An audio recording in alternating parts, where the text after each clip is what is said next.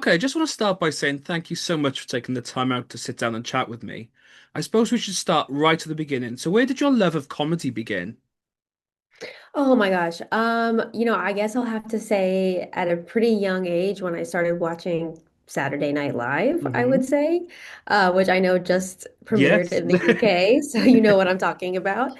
Yeah, I would say around like 11, I started like staying up and watching Saturday Night Hmm. Live, which was like kind of a big deal because it was on so late and just kind of like fell in love with the idea of characters and sketch comedy. So yeah, and just kind of have been like a little bit obsessed ever since then. So, what made you want to have a go yourself, and how did you kind of get into it? To where? Into comedy, into sort of doing your own material?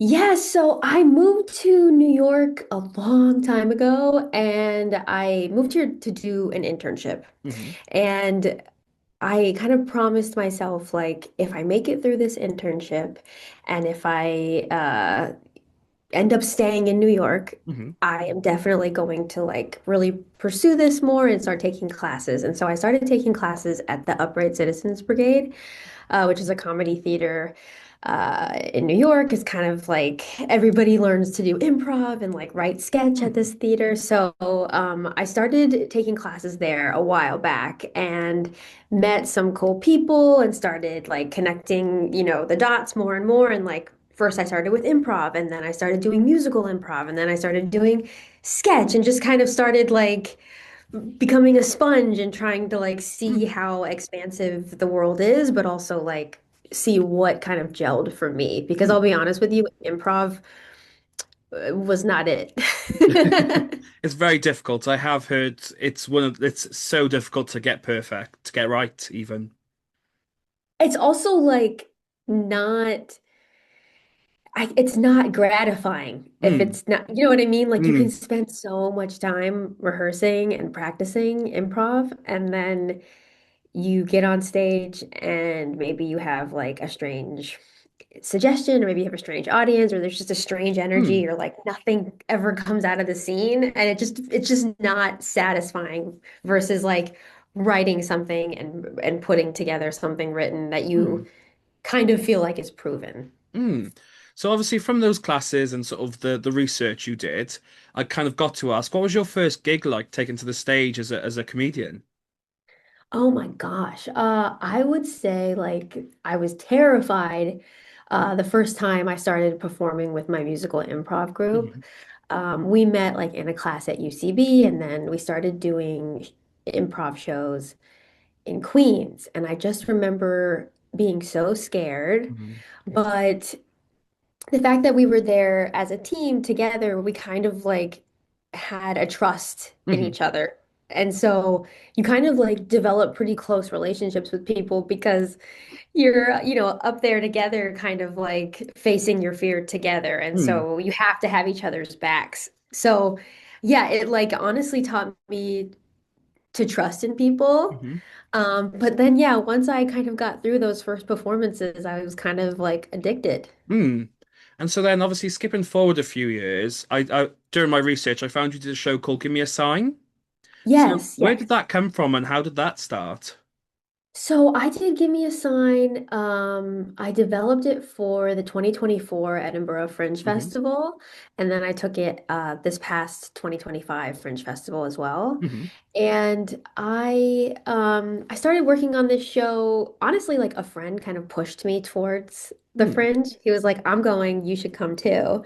And so I was like, "Okay, well, I guess I'll put together a show."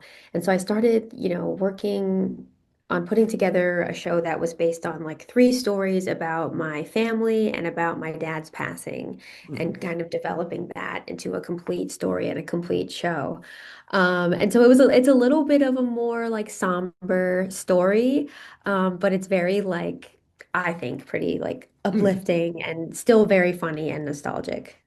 Mm. And obviously there's some ghost type elements in that story. Yes, So I what was mean that it like is to put those about. in? It was great. I mean, the thing about working on a show about ghosts is it's like, do you believe in ghosts? I'm a bit unsure. There are times where I'm like, oh, I can't explain this, but there are times where I'm like, well, I don't know whether that sort of supernatural exists. But then I don't have an answer, basically, is the the response. I'm unsure. I think that's like what the tough thing is Mm, about writing a show about ghosts, right? Because you're presenting something to a bunch of people who are a little bit skeptical from the mm, jump. And so I think when you're writing about ghosts or the belief in the supernatural or like in signs, I think you kind of always have to approach it with a sort of tongue-in-cheek mm, sense of humor, you know?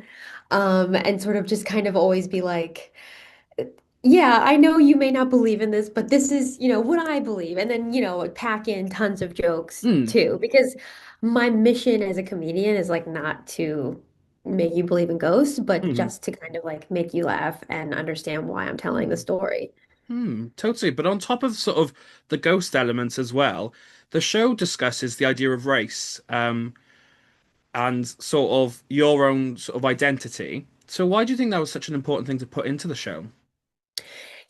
I didn't necessarily and I'll be completely transparent with you. I didn't really even think that I was making a show about race. Mm, Um, I am mixed race, but mm, like I'm a pretty small amount of Asian. mm, And so the show kind of just my dad was half Asian, and so the show kind of just pokes fun at like some of the strange things people will say to you when they find mm, out. And it was just strange and surprising things that like teachers and friends and family would say, that just kind of made it into the show as jokes. mm, And I didn't, to be honest with you, I really didn't realize that it was like growing up mixed race was such a important part of who I am until I wrote this show and saw mm. how people received it. Oh, that's amazing. Um, so you said that you took it to the Edinburgh Fringe. So what was Mhm. it like taking it to one of the biggest festivals in definitely the UK, especially maybe even the world? It was life-changing. I'll Mm, be honest with you, like I have been, I've been doing comedy on the side mhm. while like working a 9 to 5 for like the last 15 years. And Wow. so I went to Edinburgh, like I got lucky enough to be able to do my job while I was there and still kind of balance performing with working. And I just felt like I was like, oh, this is something I could really do. Like Mm, when I had people come see the show and tell me how it made them feel and like ask me, are you doing this full time? Do you want to do this full time? Like, is this like your job? And I'm like, mm, oh no, this is just kind of like a fun thing I do. And so Edinburgh kind of like opened my mind to the possibility that like, oh, my work is like something that mm, people want to see and want to like take in and could mm. potentially have more value. So we're here to discuss your new show, A Baby for Me, No Thanks. So where did that come from? Yes, I um so I had this really strange gynecological incident a Mhm. few years ago. Oh wow. And basically my a piece of my IUD got stuck. And so do you know what that means? Yes. Okay. I just want to like make sure we're on the same page before I Mhm. continue. So a piece of the IUD got stuck, and so I had to have this kind of harrowing procedure to have it removed. Mm, And in the process of like having this procedure, I had also been recently married, and I had never wanted kids in my whole life. I also got married like in my mid 30s, so I really felt like people knew that I was mhm. not Mm, gonna have kids because I told everyone that my whole life. But for whatever reason, around the time I got married, people started really putting the pressure on, mm, especially my grandmother. And so while this is going on, like people are putting pressure on me to get married, I'm also dealing with this like really strange mm, gynecological issue. And so I'm like, it all kind of like comes to this head where I'm like, okay, maybe I don't need to have an IUD. Like maybe this is like a headache and maybe this is like a sign that I should have kids, mm, going back to give me a sign. I'm always looking for signs. And so it was just kind of like this moment where I was really soul searching and like reading a lot of books and about like the decision to have kids or not, and Mm, like paying attention to like a lot of like noise on social media and like a lot of discussions about this topic, and kind of like really trying to come to a solid decision and like feel good about it. mm, And so that's really what the show is. It's like a lot about pressures that other people put on you and the kind of like anxiety mm, that that brings on, and like mm, the soul searching that you kind of have to do to figure out how to be true to yourself. mm. So what is it like then taking such a real and sort of a true story to stage, having to relive those moments and those things that have happened in your past? What is it like bringing them to the stage? It's honestly been really fun and Mm, satisfying. Like I really have been getting some pretty good feedback from people. And I've noticed that like a lot of women will come up to me after the show and be like, "Oh, I know what this is like, mm, having this pressure on me." Um, and the thing is, it's like whether you want to have kids or not, like I really want people to come away from the show not feeling like one side is against the other. mm-hmm, Because I did kind of notice in like a lot of online discourse about this topic, there are a lot of people who don't want to have kids and they feel very strongly mm-hmm. against kids as a whole, as like a Yeah. population. And that's like not me. Like I really love kids and like Mm, really respect people who choose to have them because I think it's just so much work mm-hmm. and commitment and like selflessness and like Mm, love that goes into it. And so, um, this show, I really want people to come away from it with that idea mm, too, that we really need to like respect each other and each other's choices. mm. You obviously mentioned sort of the pressure in your little description there. Obviously, you are the solo performer in the show. So is there extra pressure being the only person on that stage for the whole production? Yes. Yes, because I mentioned before that the thing I really enjoyed about like Mm, doing improv and also sketch is like you have a team of people who have your back. So if hmm you drop a line or if you like screw up, somebody is there and is going to catch you. That's not really the case with solo work. I mean, there's something freeing about it, right? mm, Because I'm the only one who knows the lines. mm, So you're not going to know if I drop a line unless I yeah. indicate that, hmm right? But at the same time, if I drop a line and can't find my way back, I'm up there on my own. Yeah. Must be so. I can't even imagine doing a solo show because of that exact thing of like it's mine and it's all on me. But if I mess up, there's no one to kind of help and encourage. So yeah, it must be. Yeah, yeah, I mean, it's both freeing but also very scary at the same Hmm. time. Totally. And obviously you mentioned obviously the contents of the story is about a real experience, and lots of the reviews have mentioned that there's sort of this body horror element included. So how do they get added into the show? How did you sort of embed them in? So the body horror element is definitely I'm referring to this IUD Yeah, situation. right.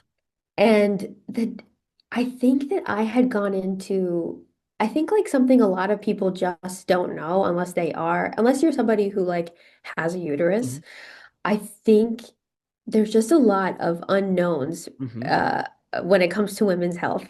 Totally. And so hmm I think it's also interesting because you hear I think we all kind of hear certain terms. We don't necessarily know Mm, what goes into it. Like, I'll give an example. Like, this isn't even in my show, but yesterday I was like, I don't know why, but I was like, I wonder what actually happens when somebody goes to get their eggs frozen. mm, Like like what is that process and like how painful is it? So I was like doing a deep dive on the internet last night, like reading about like, how long does it take to get them harvested and what does this mean? And so all that is to say is like you hear like, oh, your IUD got stuck, but you don't really know like mm, what goes into getting it out. And I didn't know either until I was going mm, through it. And so there's like terminology that the doctor uses, and you're like, don't talk about my body like that. And there's just like mm, they just are kind of treating you like a machine, and they're like, all right, open your legs, let's get it. And mm, there's just a lot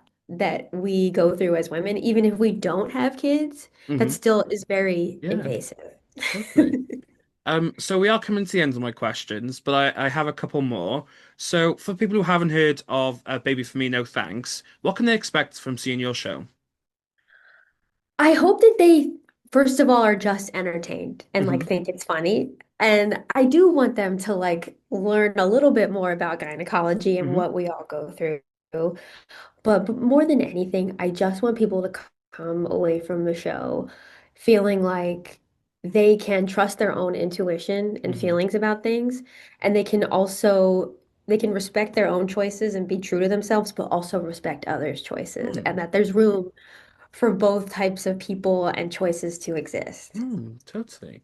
So where can people stay up to date with you and the show?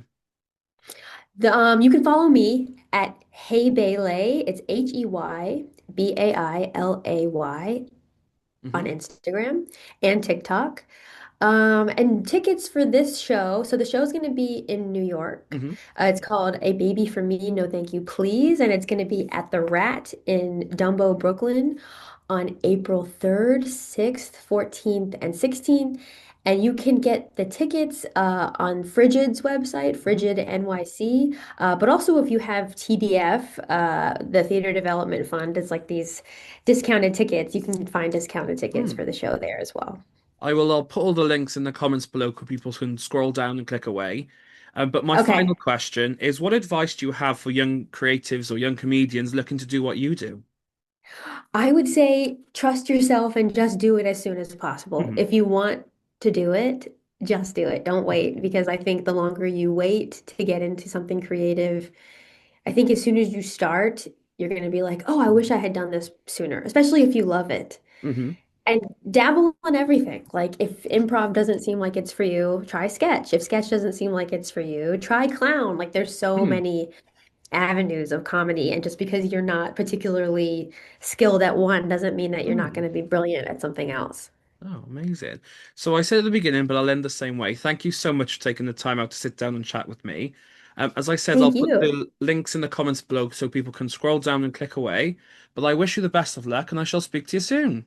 Thanks so much. I really appreciate it. Take care.